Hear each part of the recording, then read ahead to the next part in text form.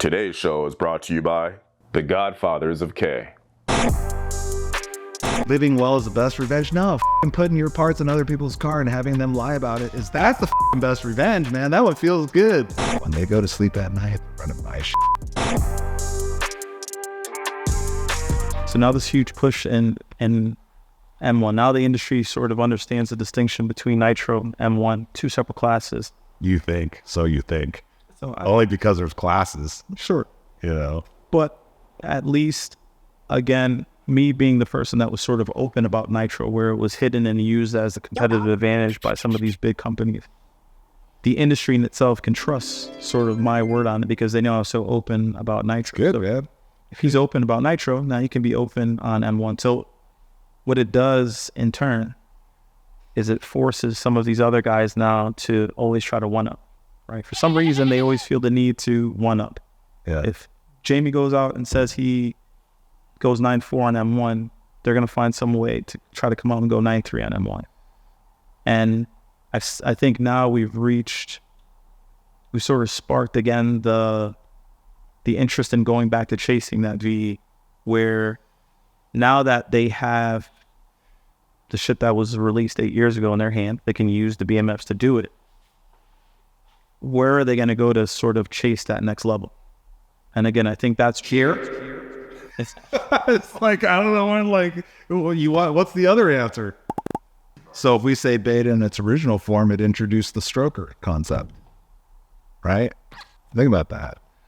Like back in those days, you would go through like a hyper rev magazine, and then you would see these like 1.8 to 1, like 1.6 to 1.8 stroker kits, and all they did was change pistons so you could fit, pistons in there. The crank was a stock crank, like the performance stroker crank. Who did that? Well, we did that for the B.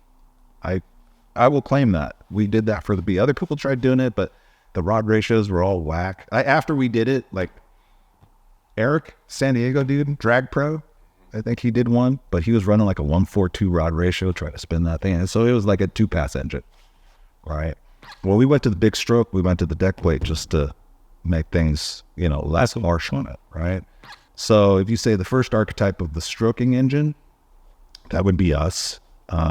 If you talk about throttle bodies, we started out with TWM injection, and they were only 54s. The throttles were 54s. And so we're like, hey, we need 58s. And they pushed the TWMs to the max size. Like, these things aren't big enough. Like, where can we go for bigger ones? And so we put these Chevy throttle bodies on there, but we had to make an adapter flange to bolt that on. So this was 2004. We made our first adapter flange using FDM 3D printing. Like, we literally ran a 3D fucking printed manifold on the car in 2004. Like, every 2 races, the manifold be cracking. It's like, put some silicone, fill in the cracks, right? There was no bolt-on Kinsler throttle bodies. Come on. That's too easy. That'd be too easy, right? So the Kinsler throttle bodies, then from there, we went from 58s, 60s, to 62s, to 64s, and I don't even know what our last throttle body was in 2015. I think it was 72s, right? And that was when we stopped. Like, what size throttle bodies are people running now? I think the largest available was what we had Kinsler design, which was 75.9. Yeah. So we're 72s, but everybody else is running 62s back in whatever, 2015. I don't even know what they're running, right? So we introduced, you could say, we made the Kinsler thing happen. And then there was a whole dry sump, in the pro cars. Nobody was running dry sump stuff until we started running dry sump stuff. Did try some of that stuff on his Insight, but I wouldn't use that car because the aerodynamics is not optimized for high speed. Ask Brian Gillespie about that shit. Brian Gillespie, Sport. You saw that tumble at 220 something or something like that. Inch of his life.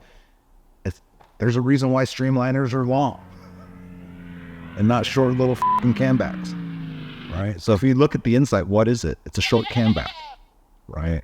Hey, are you familiar with camback? Yeah. Right. So what camback is if you take an airfoil and you trim it off, it behaves the same as if you had a fully extended airfoil. That's why if you look at Priuses, they all have a camback. Insights, they all have a camback. If you look at bicycle frames, they'll have like time trial bicycle frames will have an airfoil that's cut off because it acts like a full airfoil without violating the section width of UCI.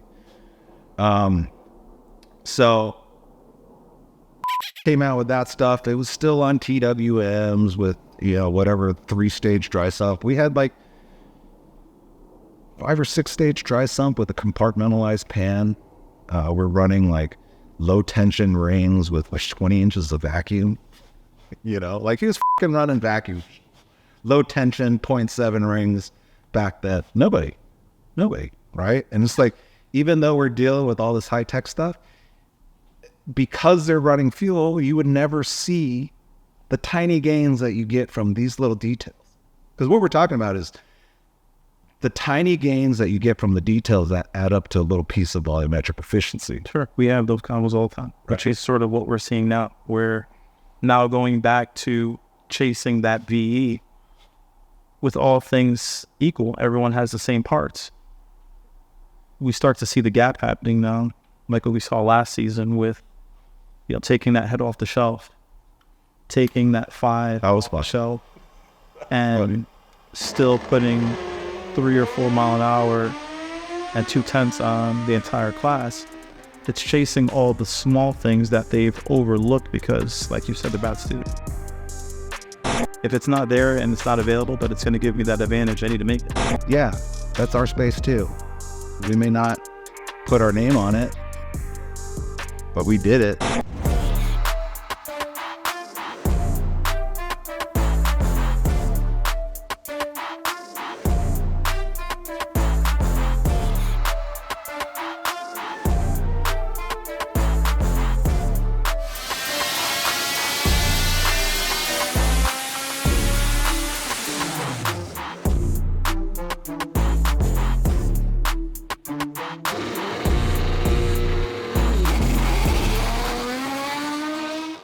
Yeah, then you add that to your little tuning hacks, your launch hacks, tuning hacks. It's just sort of like all the little pieces add up where 3/10 will become insurmountable for somebody that doesn't know what they're doing. They're going to be pulling their hair out going, how do I find the 10th? And they're at the point where a chase for a 10th is going to be extremely painful. Like the returns on these efforts are going to yield to millimeters that you got to add up, right? So when we're running, if you look at pictures of the car in like 04, 05, it had a large volume airbox with a nice scoop, and all of that came from looking at sport bike and different airbox designs on different race cars. Yeah, I mean, I think the 05 cars were really kind of a good archetype of what it is now. All motor, if it's going to go any more, has to go to a dry sump, low tension ring type of setup to find those gains. Whether it'll go there, I don't know.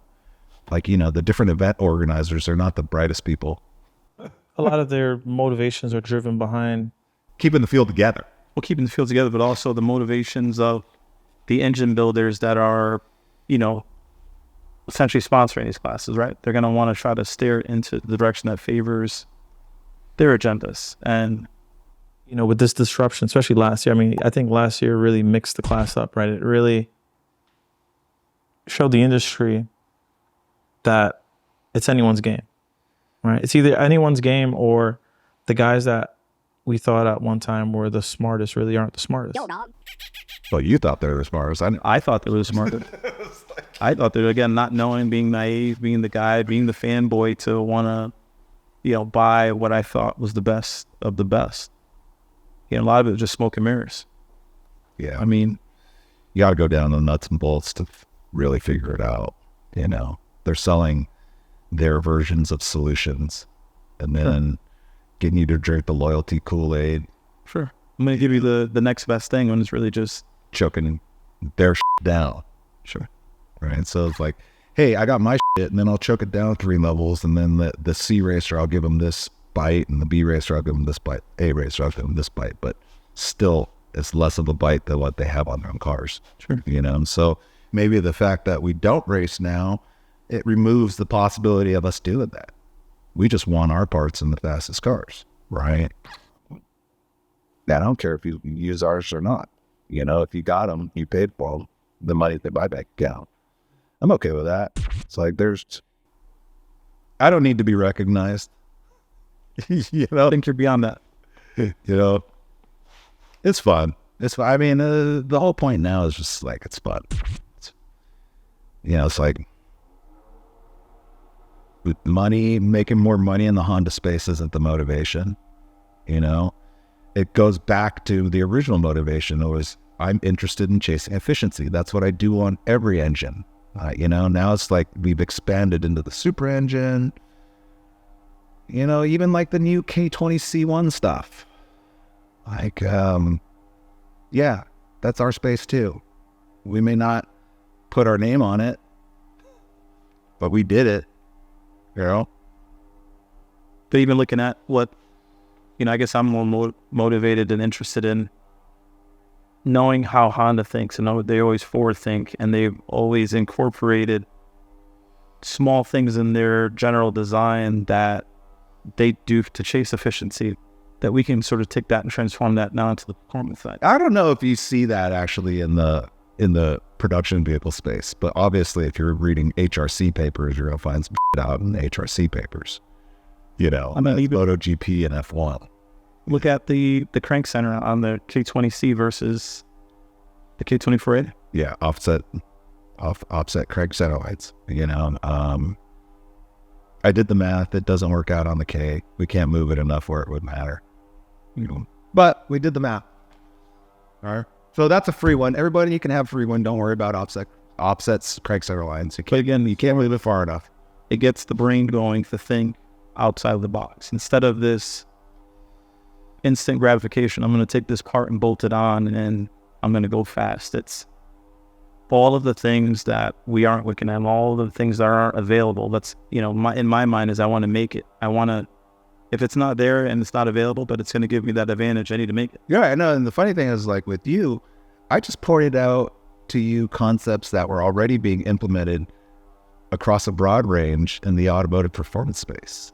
Right. But if you're always focusing on the Honda stuff and the Honda stuff happens to be, the K is 20 years old now. K is 20, it came out in the RSX in 2001. So it's 22 years old now.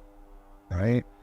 And so you can't reference the old K to see what the newest in engine technology is. It's sort of like you could try to apply the latest in engine technology to the old architecture, but then you'll find out that the old architecture doesn't support the new technology. Mm-hmm.